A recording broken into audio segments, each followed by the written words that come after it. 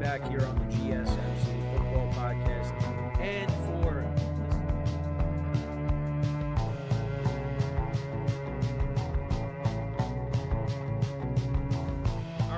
we are back here on the GSMC. Keep yourself in the loop of everything football on the Golden State Media Concepts Football Podcast. The latest news on and off the field, be it college football, Big Ten, SEC, Big 12, Pac-12, ACC to the NFL. We've got you covered. Listen to the Golden State Media Concepts Football Podcast.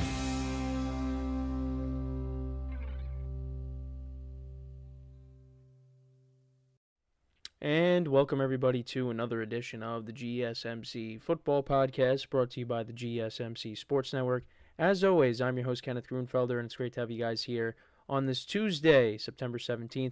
We have a lot to cover on the show today. Before I get into that, just want to remind you guys, as always, to tip or donate and get your comments recognized, make sure to go to the $ icon in the chat.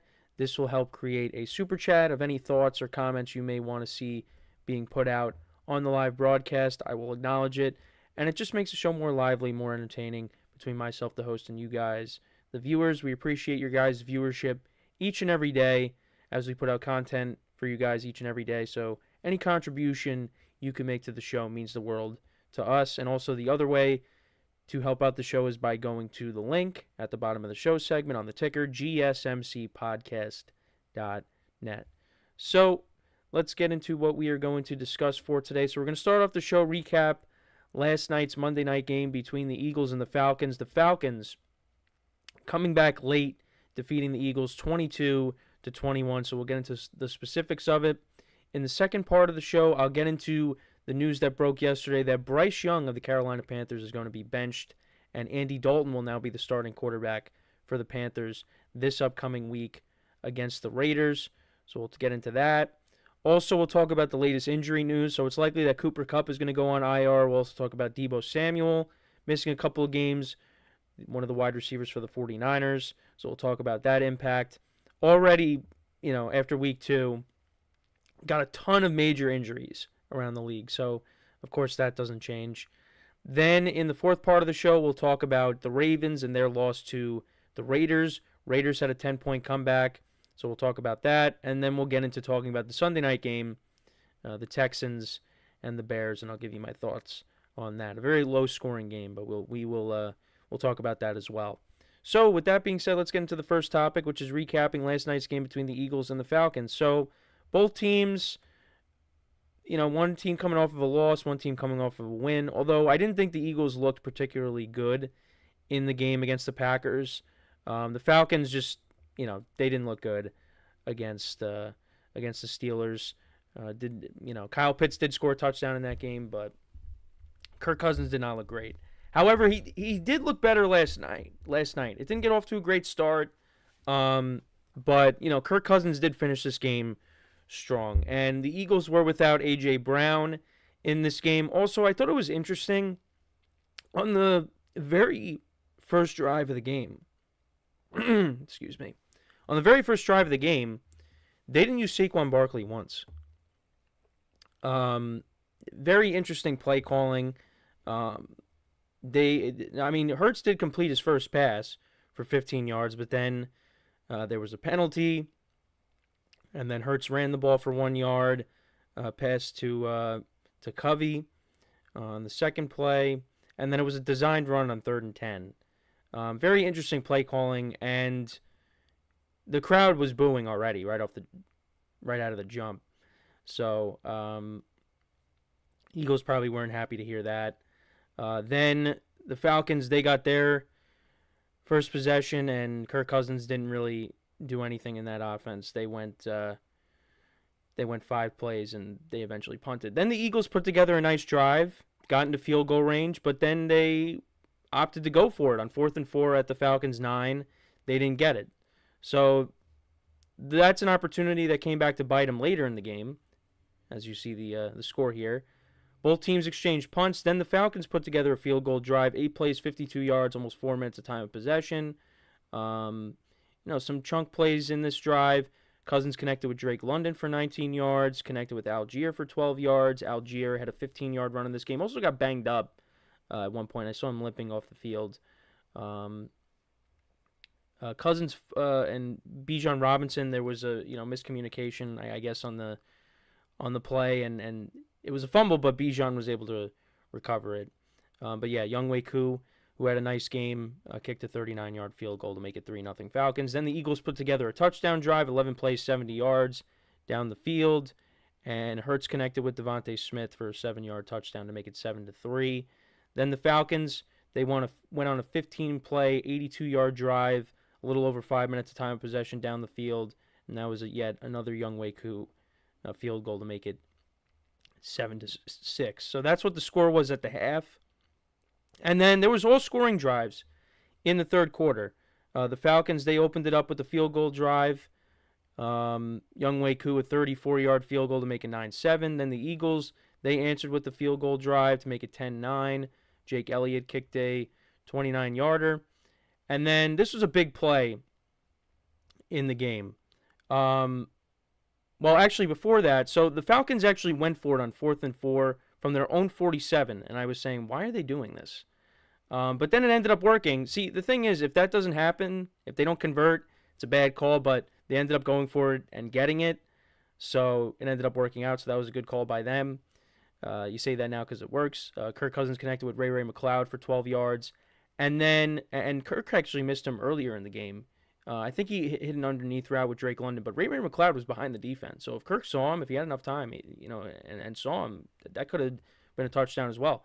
But then on the very next play, after the 4th down conversion, Kirk Cousins connected with Darnell Mooney for 41 yards, and that ended up being a 41-yard touchdown. So that was a big play in the game, and also big for my fantasy matchup because my friend had Bijan Robinson and Drake London, and I had Kirk Cousins, and it was literally like neck and neck at that point. So that really changed the momentum for him, that going in my favor, which was great. They went for 2, didn't get it. But yeah, so it was 15-10. Then the Eagles, they answered a 9.5-minute drive. 17 plays, 70 yards down the field. And the tush push ended up happening as Jalen Hurts, 1-yard touchdown. And then Saquon Barkley got the 2-point conversion. Now, originally, Barkley scored a touchdown on 3rd and 3 from the 5, but he was ruled down just shy of the goal line. So, yeah, the Eagles ended up scoring, so that made it 18-15. And then the Falcons, they turned it over on downs. Bijan Robinson ended up getting stuffed at the Atlanta 39. And interesting because C.J. Gardner-Johnson's helmet came off, so there should have been some kind of flag that was thrown, but that ended up not happening. I know some people were saying that. But yeah, it looked like the game was over at that point.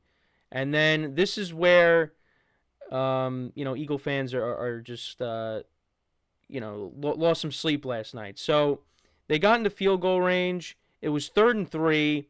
Falcons had no timeouts left. They were at the Eagles were at the Falcons 10, and Saquon Barkley's wide open. It would have been a first down. The game would have been over, and he drops it. So then the Eagles had to kick a field goal. Jake Elliott from 28 yards out. And at that point, I was like, yeah, I have a feeling that the Falcons are going to go down the field. This is definitely going to bite them. And sure enough, that's what happened. The Falcons went 6 plays, 70 yards. Cousins hit Kyle Pitts for 11 yards. Darnell Mooney for 21. Darnell Mooney again for 26. He had a big game. Drake London for 5. And then he connected with Drake London on the touchdown from 7 yards out to put them up by 1. They went for 2. Or no, actually, no. They got the extra point because that tied the game. So that put them ahead. And then on the first play of the Eagles' drive, Hurts connected with Dallas Goedert for 13 yards, but then he was ultimately intercepted on the next play by Jesse Bates. And the Falcons get the win. And to look at the final stats for both teams, so Kirk Cousins was 20 of 29 for 241 yards, 2 touchdowns, no interceptions. Bijan Robinson had a big game, 14 carries for 97 yards. He also had 25 yards receiving in this game. Tyler Algier, 9 carries for 53 yards. Darnell Mooney had a big game, 3 receptions for 88 yards and a touchdown. Drake London had 6 receptions for 54 yards and a touchdown. Ray McLeod, 3 for 42. Kyle Pitts only had 3 for 20. Falcons only had 1 sack in this game.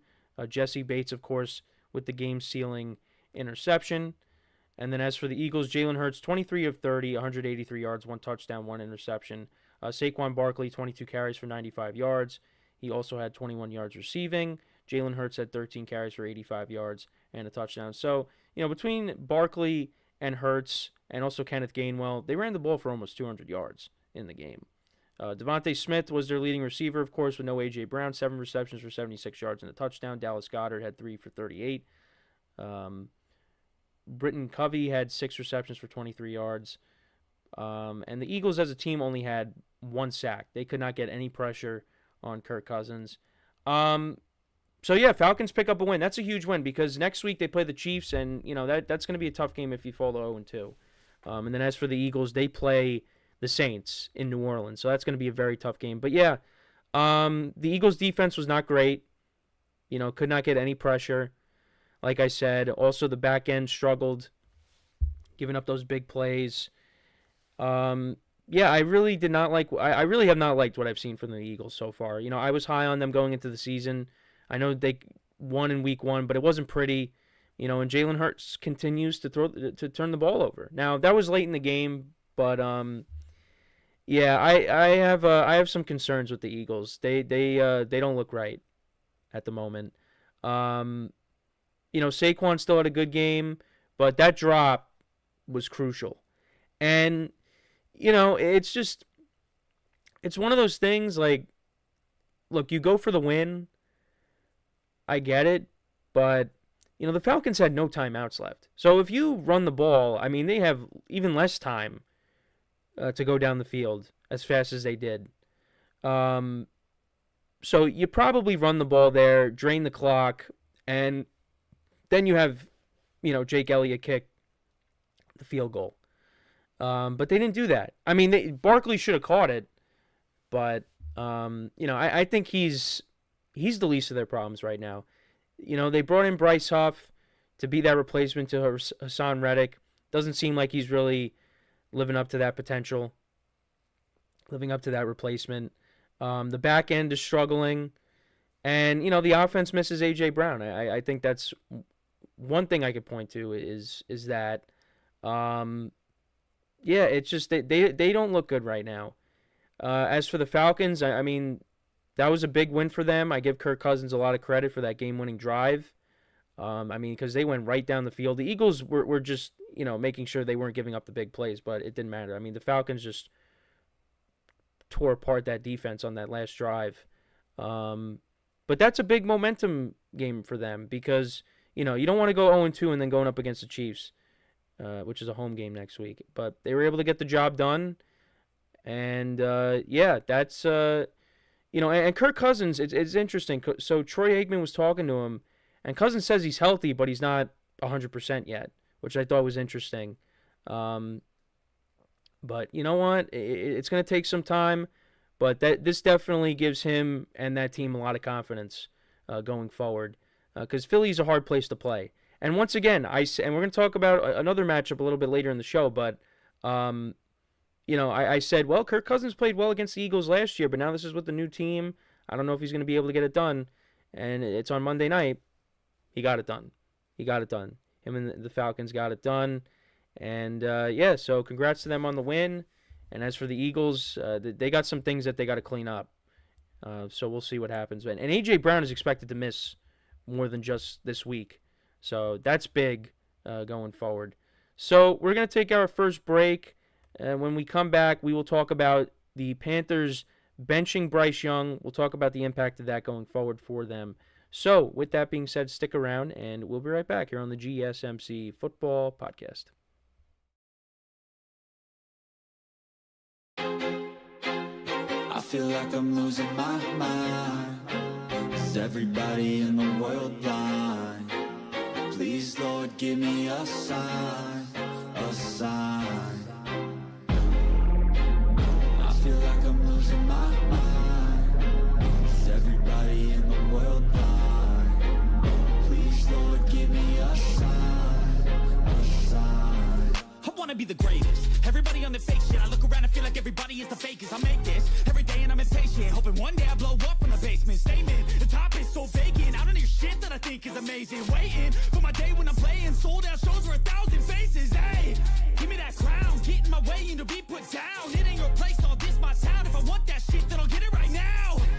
I'm losing it, the noose it fits, some losing shit, a stupid myth. You choose to live or choose to dip, you choose to fight or lose your grip and lose a gift. Oh, I feel like I'm losing my mind. Is everybody in the world blind? Please, Lord, give me a sign, a sign. I feel like I'm losing my mind. Is everybody in the world blind?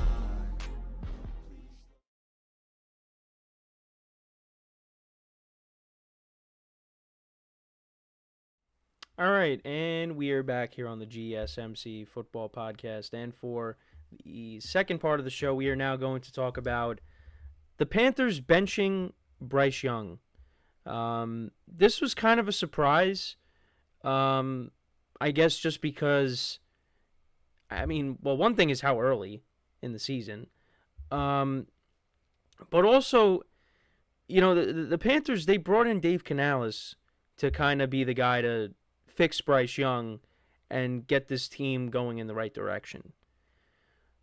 But I understand the move, I guess, in some ways, because maybe they're pulling the plug on him already. Maybe because of these first two games. I mean, it has not been pretty. These are Bryce Young's stats through the first two games. Let me just do some changing around here. So these are Bryce. This is through two games. He only has 245 yards passing, no touchdowns, no touchdown passes, and 3 interceptions. Not been good. They got blown out by the Saints in week 1, and then this past week they lose. I think it was 26-3 to the Chargers. Not good. Not good. And Adam Thielen is still defending him. I get it, but it hasn't been great. And yeah, I don't know what's gonna happen. Could this be it for him? I don't know if this. I mean, could they go back to him at some point? I don't really know what the full thing is with this situation, but yeah, Bryce Young only went 18 of 26 for 84 yards, no touchdown and a pick against the Chargers this past week. 84 yards. That's how many passing yards you should have after a quarter, not after a whole game. And it's not like the Panthers didn't do anything to try to, help him out. They brought in Deontay Johnson. They drafted Xavier Legette. They tried to help him. And, maybe it's, I think it's definitely more than just that. But also, you got to look at Dave Canales. Dave Canales was the offensive coordinator for the Bucs last year. And many people pointed to him as to why Baker Mayfield has this renaissance to his career. And he definitely factored into it. But look at how the Panthers look right now with him as the head coach. And look at what Baker's doing in Tampa still. Baker's gotten off to a great start. They're 2-0. So how much did Dave Canales really have to do with Baker Mayfield playing well last year?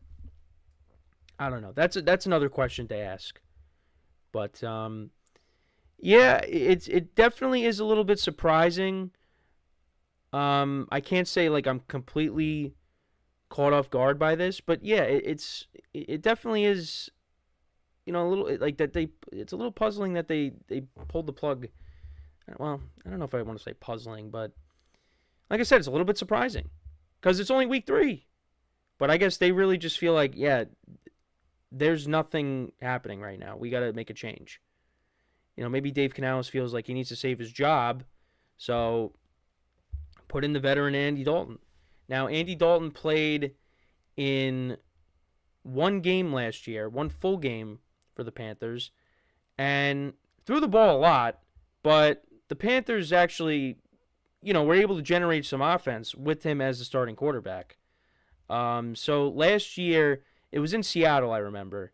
So Andy Dalton against Seattle. This was, oddly enough, this was in week 3. But this is because Bryce Young got hurt. So he went 34 for 58 for 361 yards, 2 touchdowns, and no interceptions. And I'm going to see if I could find the score of that game as well, because it was I remember it was a high-scoring game. But if Andy Dalton goes out there and plays well for the Panthers against the Raiders, yeah, I mean, then you got to say, well, this really is a Bryce Young problem. I mean, I think already most people are saying that, but if Andy Dalton goes out there and plays well, that's only going to help that argument even more. So, yeah, the Panthers did lose the game. The final score is 37-27. Yeah, it's gonna be interesting, and I can't say that, this is the wrong move either, because he just has not. Bryce Young has not been playing well. But it does make you wonder what's gonna happen.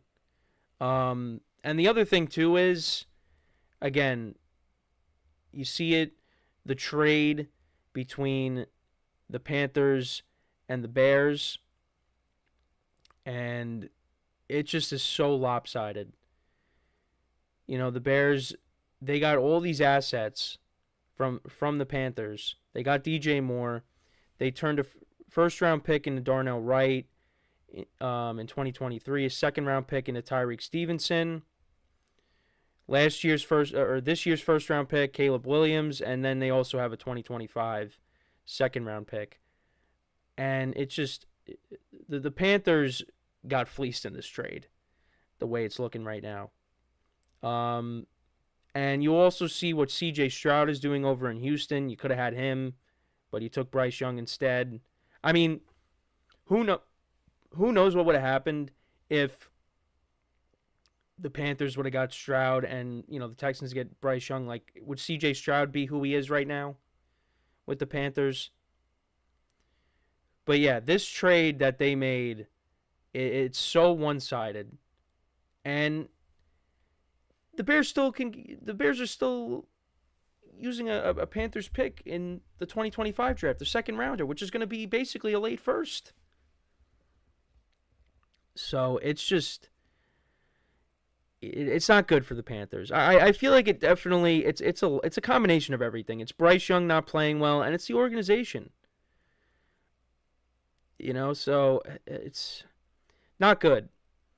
Not good. And, who knows what ends up happening from here? Where are they going to get rid of him after this year, and he's going to go elsewhere and try to revitalize his career? Because you see some of these quarterbacks from past quarterback classes. I mean, you see what Sam Darnold's doing in Minnesota. You see what Baker's doing in Tampa. I mean, maybe a change of scenery is what Bryce Young needs. Got to get out of here. Got to get out of Carolina. And it's amazing how, the Panthers, they were once a very good team. When Cam Newton came in, they were a playoff team, for a few years. They made it to the Super Bowl, but that ended so fast. And since then, I mean, it's been rough. It has been rough.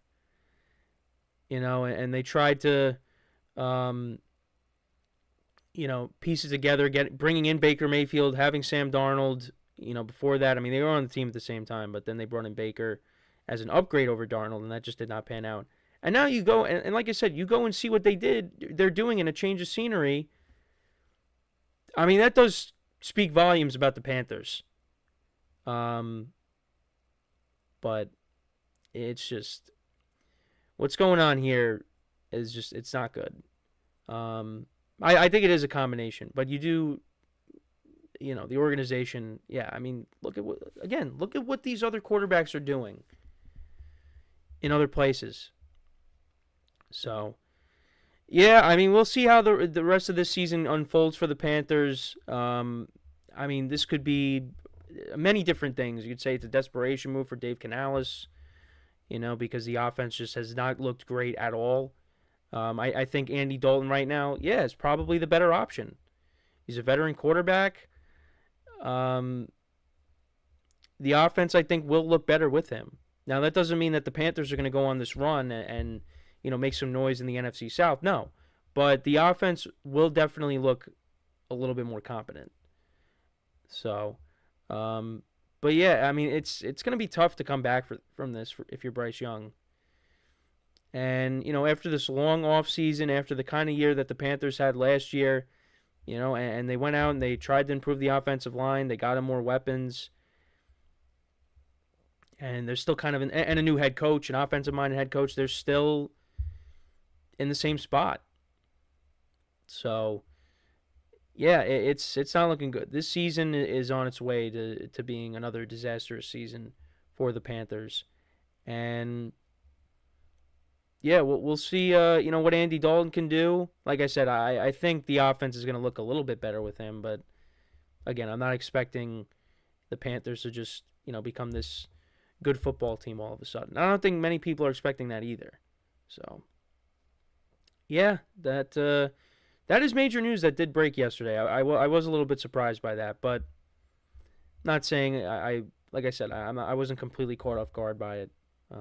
Because you look at how the Panthers have looked the first 2 weeks, and it hasn't been great. It's more the same from last year. So, before we go to break, though, but yeah, let me know what you guys think, though, about Bryce Young being benched.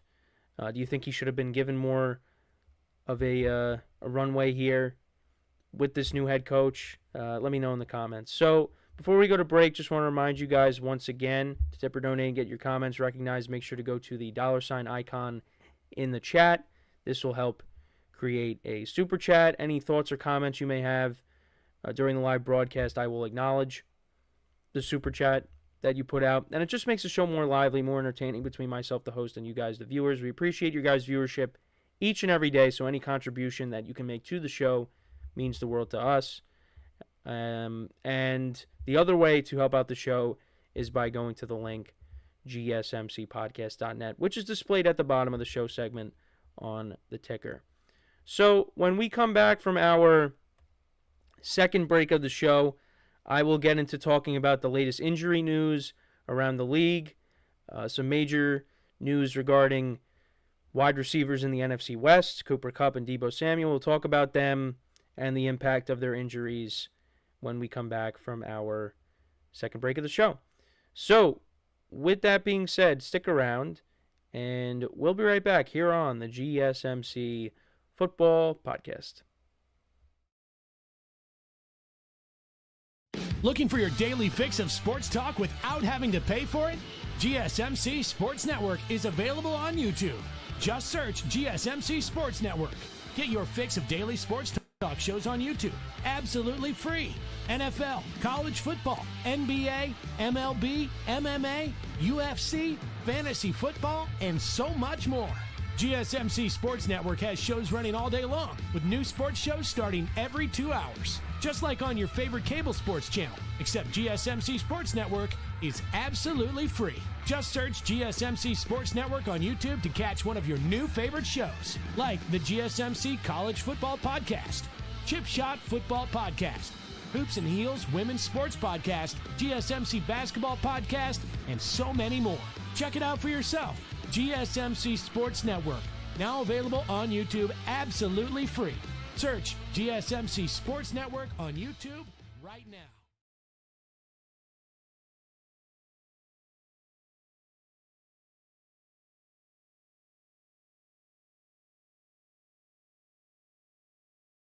All right, and we are back here on the GSMC Football Podcast. And for the third part of the show, we are now going to get into talking about, everybody's favorite thing, injury updates.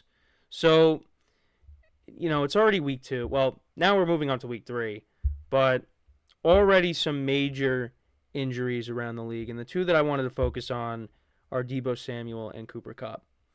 So, when it comes to Cooper Kupp, so he suffered an ankle injury on Sunday against the Cardinals early on in the game, and he was seen in a walking boot, and Sean McVay did say he's going to miss an extended period of time. And this is coming off of last week, week 1, where he had a big game against the Lions, and, I was saying it, and many people on social media were saying it too, Cooper Kupp is back, and especially with Puka Nacua being out, it looked like Cooper Kupp was on his way to once again, being one of the top receivers in the league, because of the amount of time Stafford is going to target him now, with now no Puka. But that's not the case because now he's hurt and he's probably going on IR and he's going to miss an extended period of time, and it just stinks.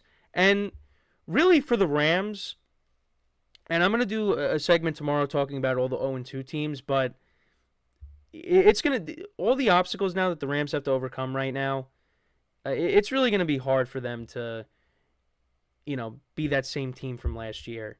I think we're on our way to seeing more of the 2022 Rams because they got decimated by injuries that season, the year after the Super Bowl, and now it kind of seems like the same thing is happening here because now Cooper Kupp is hurt, Puka Nacua already getting hurt in week 1, the offensive line is banged up, and on top of that, you got a defense that, is trying to find its footing because, you got no Aaron Donald, and, you still got a lot of young guys on the defense as well. It's just, I think, I said if anybody could do it, it's Sean McVay, but, I mean, when you got all these injuries stacking up, it's kind of hard. At some point, injuries take over, and it's too hard to overcome. And I just think that's where we are right now with the Rams. I had them making the playoffs as a wild card team. Right now, they could finish if they're not able to tread water until some of these guys come back and the offensive line can get healthy, this team could be, close to a bottom 5 team. That's really how I feel about it. Because the other thing, too, is, I mean, at some point, Matthew Stafford could get hurt. He already got hurt in week 1. So, he could get hurt again, and then what do you do? So, yeah, the Cooper Kupp being out, that is a major loss for this team. I mean, like I said, they're decimated with injuries right now. And, you got Demarcus Robinson, Tutu Atwell. Those guys are going to have to step up. And Tyler Johnson as well. They're going to have to step up in these guys' absences. I mean, they still got Kyren Williams, who had a good season last year. They got to find a way to tread water until, some of these guys come back. But it's going to be a while, and I think by then it's going to be too late, and the Rams are going to be pretty much out of it. But who knows? I mean, they had a second-half run last year. So, who's to say they can't do that again this year? But with the injuries, it's going to be a lot to overcome. So, yeah, that's one of the major injuries. And then also Deebo Samuel. So he is not going to be placed on IR. He's going to miss at least the next couple of games with the calf strain. And, yeah, it's just another blow to this 49ers team. And, I have my concerns with the 49ers. Now, these two teams, the Rams and the Niners, they do play each other next week, or this week, rather. And I think the 49ers still should win that game, but it's not going to be pretty. And, Brock Purdy, turned the ball over against the Vikings on Sunday. And, you're already without McCaffrey. Now Debo's out. And, George Kittle, it was just for cramping, so he should be all right. But, it's not looking good right now for the Niners and their offense. Brandon Ayuk got paid. He's going to have to step up in Debo's absence, which I think he will. I mean, Brock Purdy's going to really rely upon him as we go along here until Debo comes back. And then hopefully, you get McCaffrey soon after that. But, yeah, I mean, the 49ers, it's another one of those years for them, too, because, in 2020, they got ravaged by injuries. And it's kind of the same thing here. They go on a Super Bowl run, they make it to the Super Bowl against the Chiefs, they lose it, and then the following season, they're dealing with a ton of injuries. That's basically what's happening here.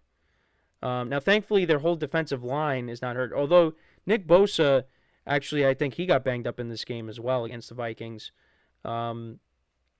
But yeah, it's looking like another one of those years for the Niners. But you hope that's not the case. And it doesn't seem. I mean, Debo's only going to miss a game or two, and then and McCaffrey hopefully is back soon after that. But yeah, I mean, same thing for the Rams as it is for the 49ers. Guys are going to have to step up. Juwan Jennings, who also got banged up as well. You got him. You got Ronnie Bell. There are guys, I think Chris Conley is still on the team as well. So guys are going to have to step up.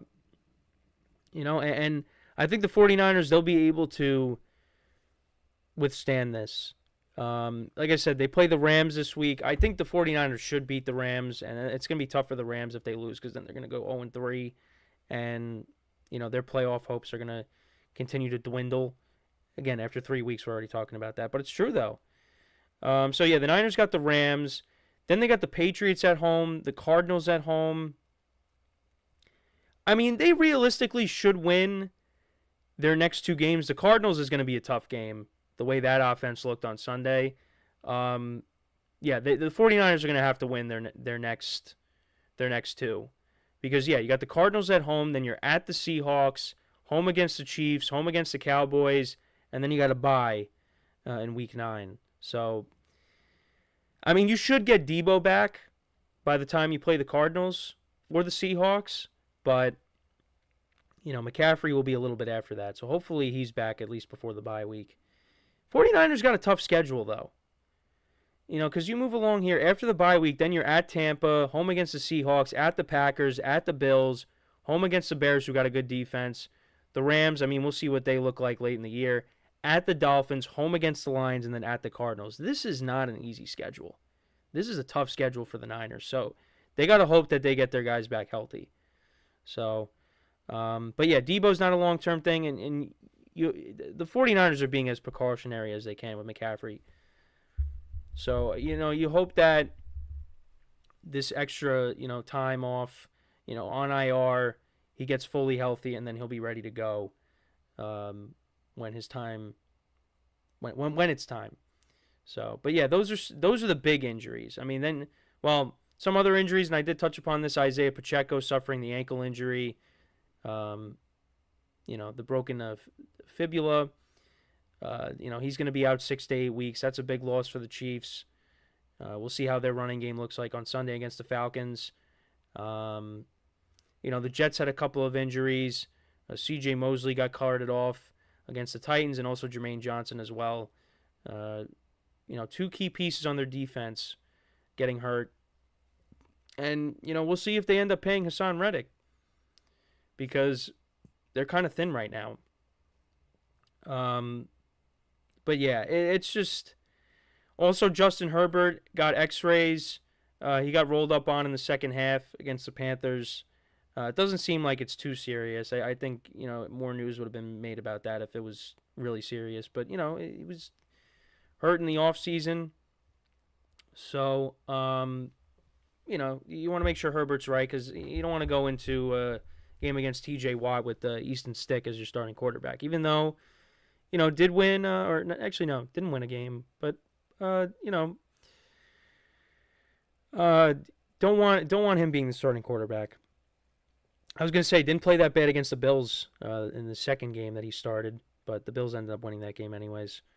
I still have nightmares from him because he was one of the reasons why I lost my my playoff game in fantasy last year.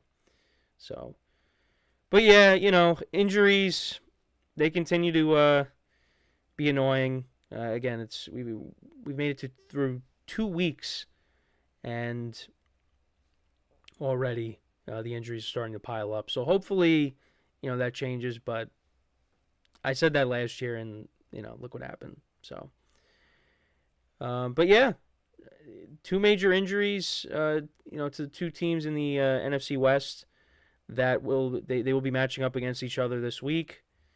So, for the 49ers, I think they'll be okay. I'm concerned because all this affects Brock Purdy. So, and Jordan Mason continues to run the football well, had another good game against the Vikings. So, at least they're running the football well.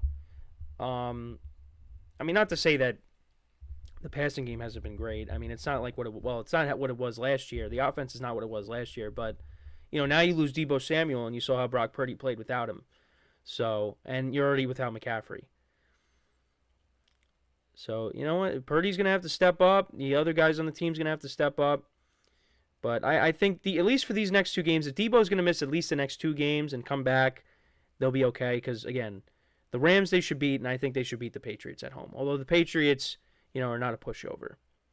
So, but as for the Rams, Yeah, it's not looking good for them. Their season is slowly getting away from them.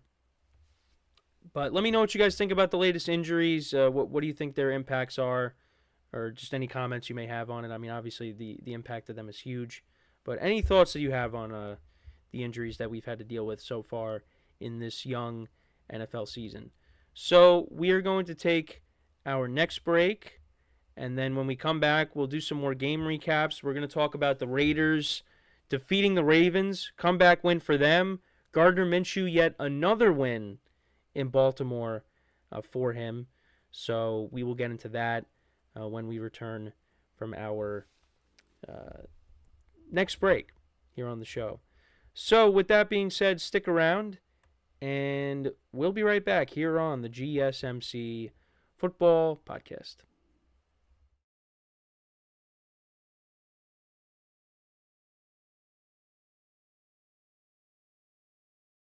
For the best and latest podcasts available anywhere, go to the podcast app on your cell phone and type in GSMC to access free content-rich podcasts on health and wellness, book reviews, sports, entertainment, relationships, social media, movies, technology, finance, and even weird news. Subscribe and download the GSMC Podcast Network's family of shows, available everywhere podcasts are found.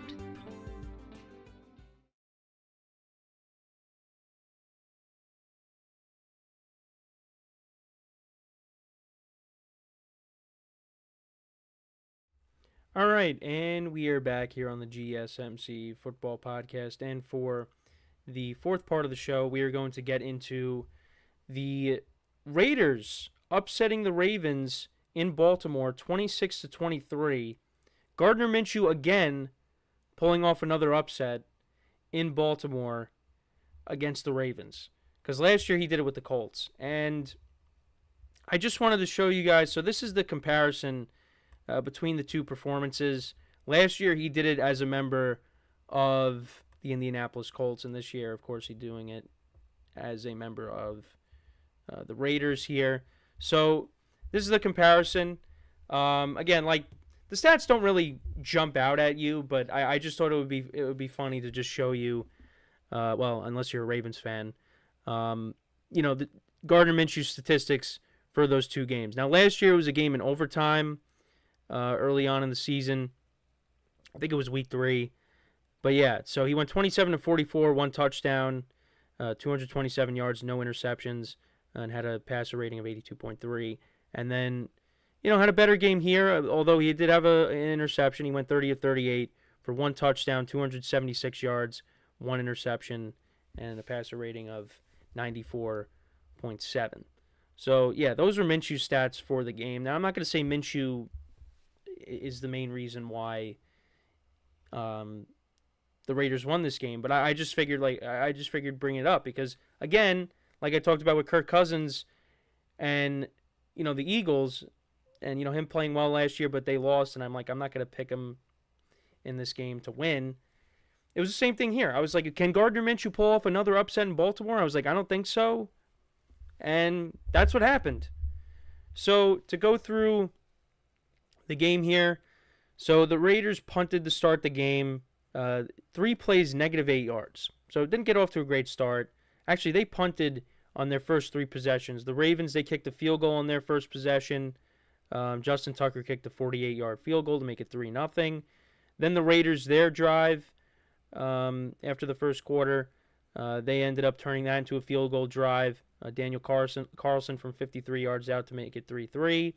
Then the Ravens, they answered with the field goal drive to make it 6-3.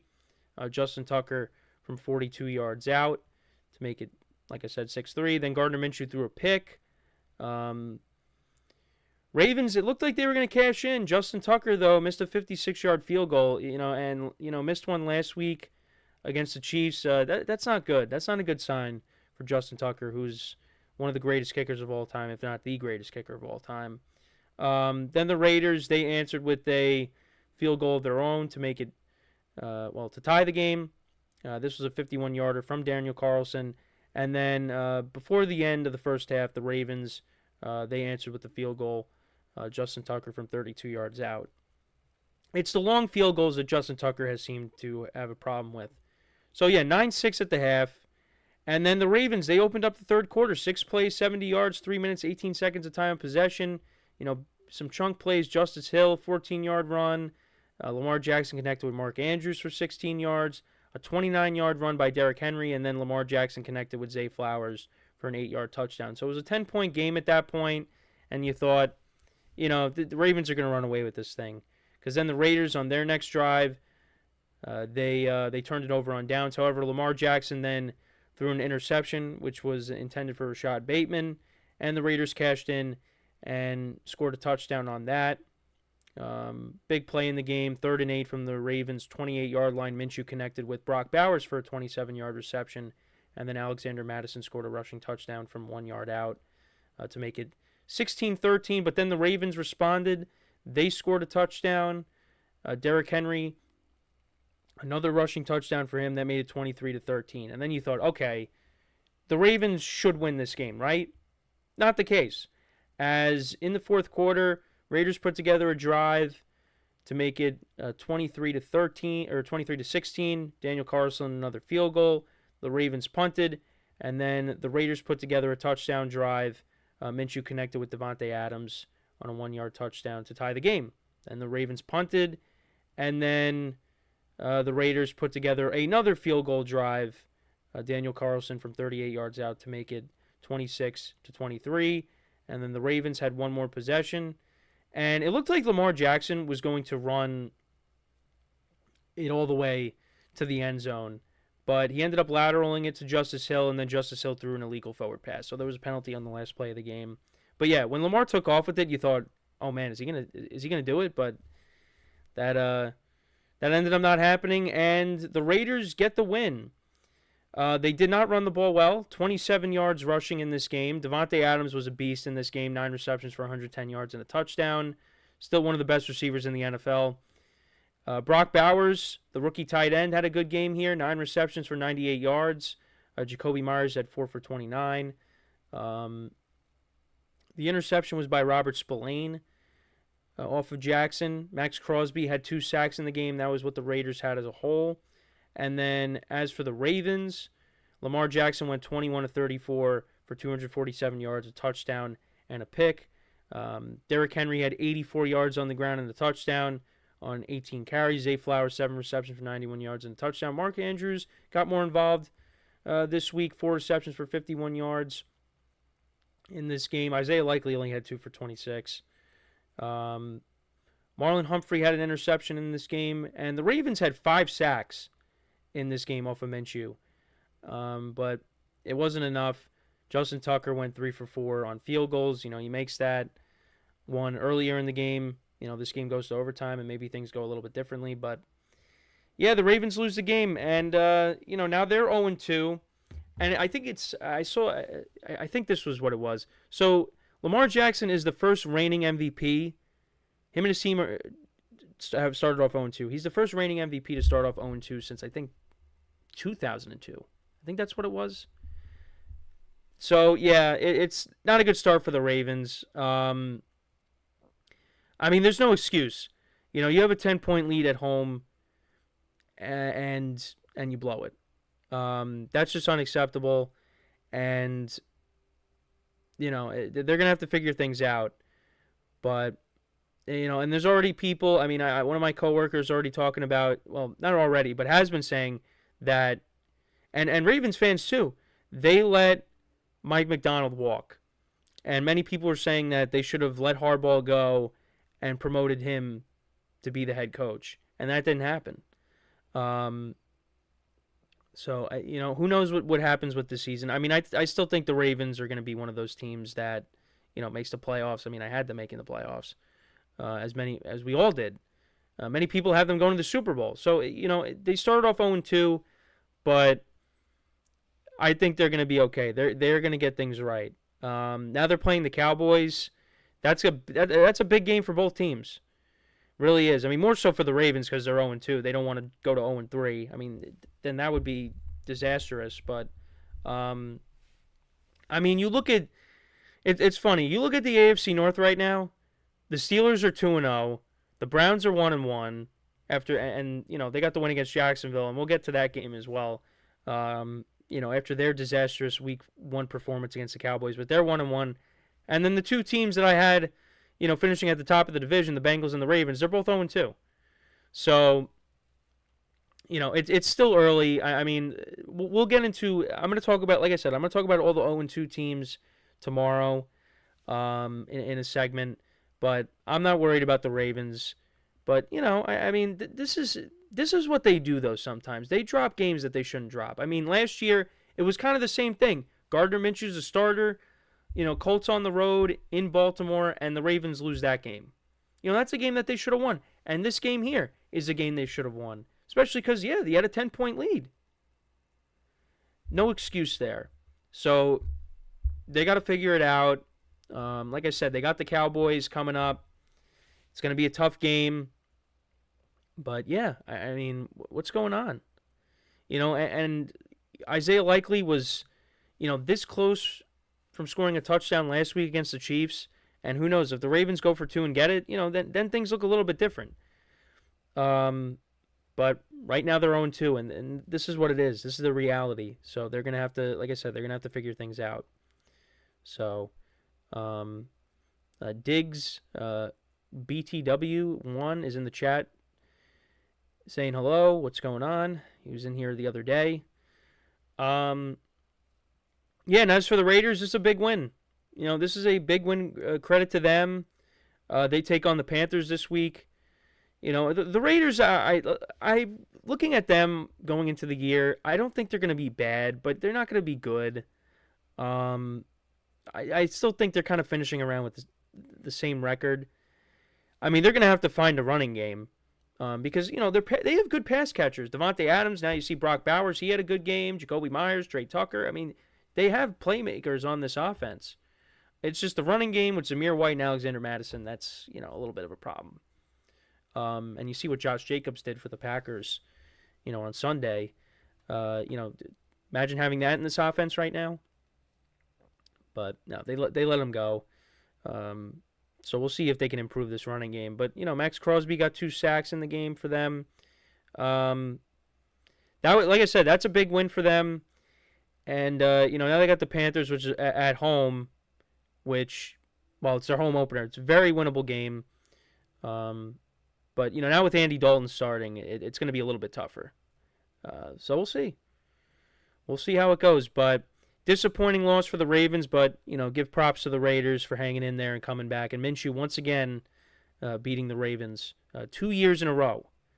So, if he's on another team next year and they're playing in Baltimore, I'm not going to make that same mistake. I'm going to take him. But what's going to happen? If that does happen, I will pick Minshew, and then he'll end up losing. Because that's how it goes. But let me know what you guys think, though, about the game. What were your thoughts from it? So, when we come back from our final break of the show, we'll talk about another game. It was low scoring. I'll get into the specifics of it. The Texans and the Bears. So, obviously, these two teams met in August for the Hall of Fame game. But, now they met once again on Sunday night to conclude the Sunday slate. And, there's some things to talk about, quarterback performances and things like that. And also the defenses. Got to give credit to the defenses as well. So that is what we will get into when we come back from our final break of the show.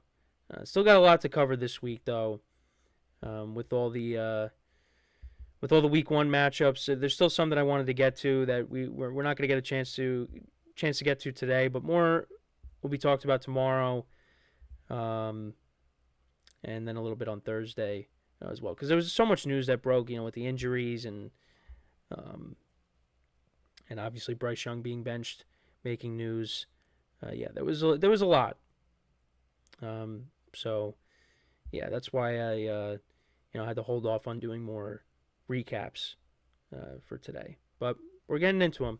So that is what we will get into. We'll talk about the Sunday night game when we come back from our final break of the show here.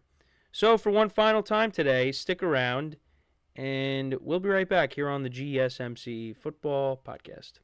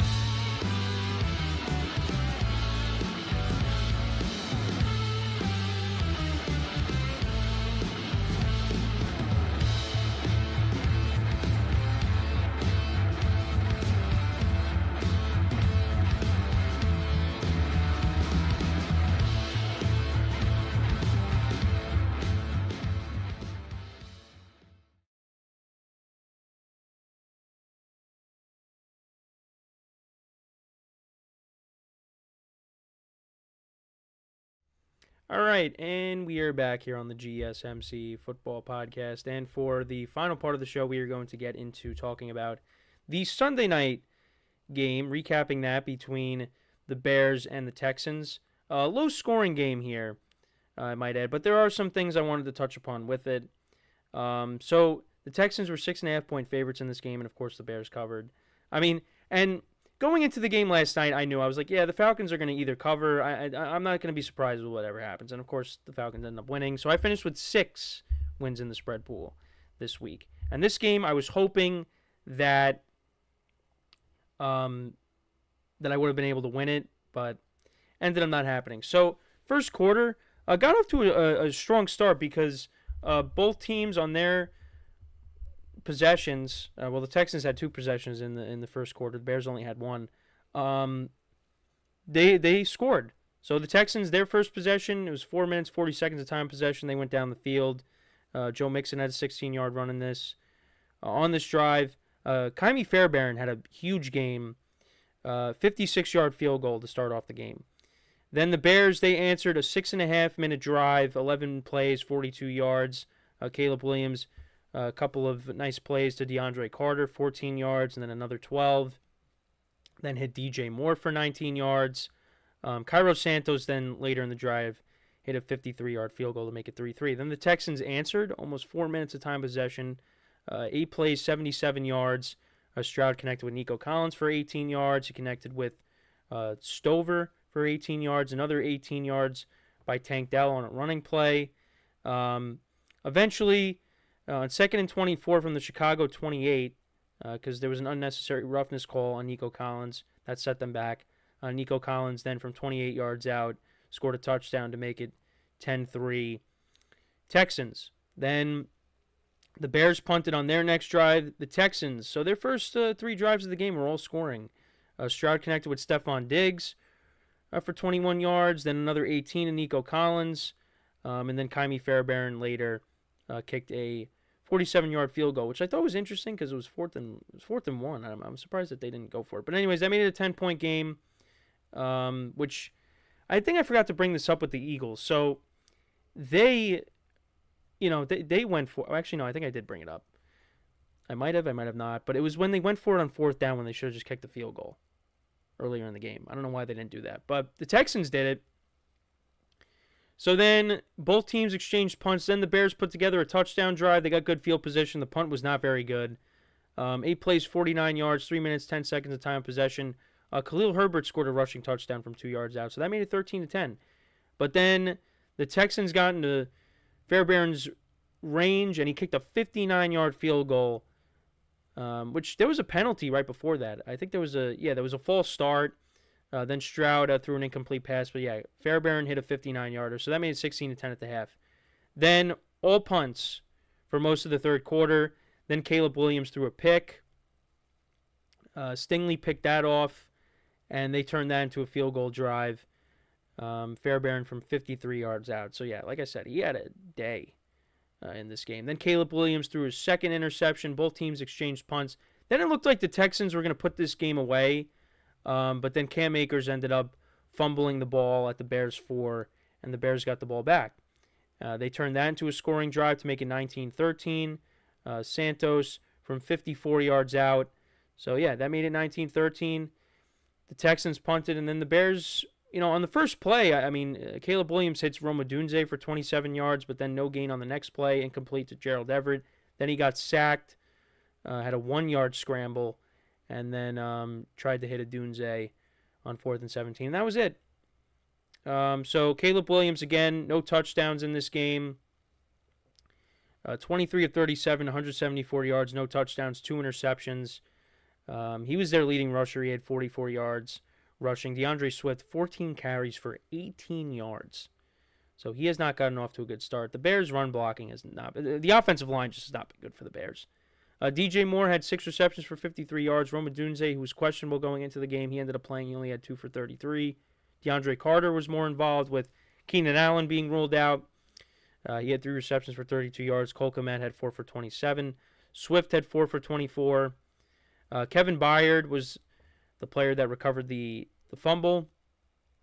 The Bears had 3 sacks in this game. Cairo Santos, was 2 for 2 on field goals, 1 for 1 on extra points. And then for the Texans, C.J.Stroud, 23 of 36, 260 yards, 1 touchdown, no interceptions. The Texans ran the ball for 75 yards. Joe Mixon late in the game got hurt, and there was talks about why the refs didn't call the hip drop tackle, penalty on the hip drop tackle that happened on that play. Because even the broadcaster, even Mike Tirico and Chris Collinsworth were talking about it. They were talking about all the indicators on that play, and it should have been called because Mixon ended up leaving with an ankle injury. But he did come back in the game, but the refs didn't call it. And, it is tough on the refs to try to, call this. I mean, because you really got to be paying attention. And, they missed that one. But, the NFL is getting some heat because it's like you're implementing this rule and it's not being called. So, Nico Collins had a big game, 8 receptions for 135 yards back to the game, and also that touchdown. Stephon Diggs only had 4 for 37. Joe Mixon, 3 for 25. Dalton Schultz, 2 for 21. Akers had that, costly fumble. But, yeah, a couple of picks. Stingley had 1, and Kamari Lassiter had another one as well. And the Texans, they had 7 sacks in this game. Kymie Fairbairn was 4 for 4 on field goals and 1 for 1 on extra points. So, yeah, it was a defensive battle. Start off with the Texans. The Texans are very good. I don't know how I'm going to do my top 5 this week. I really have no idea. The Texans are still in the top 5. There are some teams that might have fallen out of it this week. But the Texans, I think, are, for me, they might have moved up, honestly, even though it was a defensive battle. But, yeah, they look good. Nico Collins looks good. Although, the Bears' defense did kind of, shut them down in the second half. They still were able to get the win. But I guess really the main thing is, to be honest, talking about the Bears, the offensive line is a problem. Like I said, 7 sacks on Caleb Williams. It was a problem last week against the Titans, and it was a problem this week against the Texans. I mean, they gotta figure something out there. I don't know what they can do, but Caleb Williams is getting beat up back there. He took some big hits in this game. And, you don't want to see your young quarterback getting knocked around like that. You don't, because, that could also lead to injuries. So, that definitely is one takeaway I had. But also the other thing, too, is the Bears' defense is really good. This is a good defense. They're picking up right where they left off last year. I mean, this is a very good Texans team that they were going up against, and they held them to 19 points. Now, it's just unfortunate that their offense couldn't get anything going. But, Bears' defense is legit, people. We got to start paying attention to that. So once this offense gets rolling, and I hope it does, the Bears are going to be a problem. And I said this before the year started, and, a lot of people probably said the same thing. This was going to be a team that was going to start off slow. Caleb Williams is going to start off slow. He's not going to be great right off the bat. And, some of the throws that he made in this game, the interceptions weren't good, but then he made some plays where you were like, hey, I mean, that's, the talent's there. So I, as my camera's not working here, so I want to, well, not really, it's not working, but it's glitching out a little bit. They're going to I feel like they're going to put it together. They're going to put it together.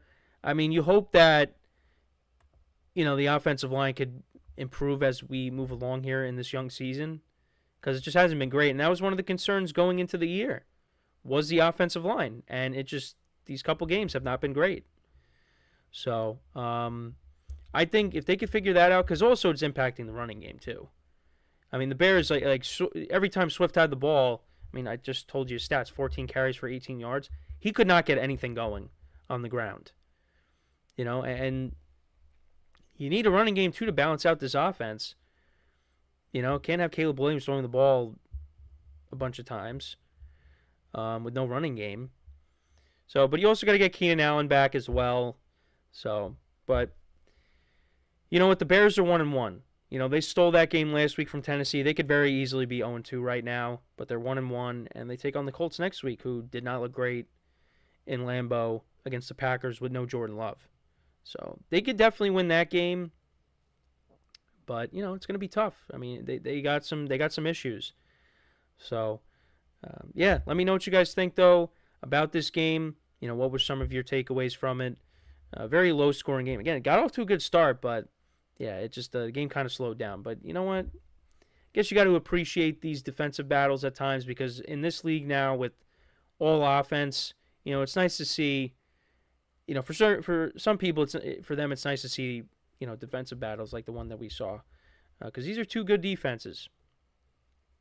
So, but yeah, that's basically it for the show for today.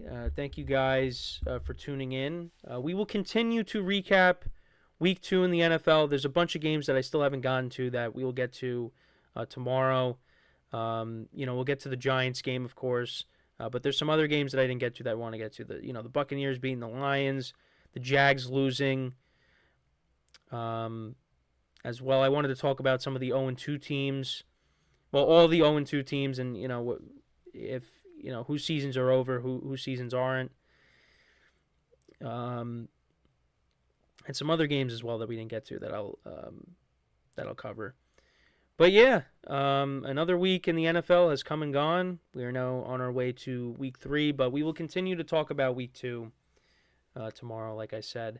So, but my thing is injuries, man. It stinks. That's really all I could say. I mean, I could say a bunch of other words that I'm not going to say on here, but it's just, that's what ruins the season. And also, when it comes to fantasy too, it's fun to do fantasy, but when your team starts getting ravaged by injuries, it's just not fun anymore. You're like, why do you even bother setting your lineup? But it's still early. Some of these guys at some point will be back. It's going to be some time. They'll be back for the stretch run. So, yeah, but it's unfortunate that, injuries continue to, plague these NFL seasons. So, yeah, that is all the time that we have for today. Again, thank you guys for tuning in. Make sure to check out all the other shows. Give the other shows some love, like I always say. And, so until next time, I'm Kenneth Grunfelder signing off from the GSMC Football Podcast, brought to you by the GSMC Sports Network. Have a good day, and I will talk to you guys tomorrow. Take care. Mm-hmm. Mm-hmm. Mm-hmm. Let's go. I wake up to a little bit of drool on my pillow, feel like it's gonna be a bad day. Yeah, I'm tired of shit, and the coffee ain't hit yet, damn, ain't that great.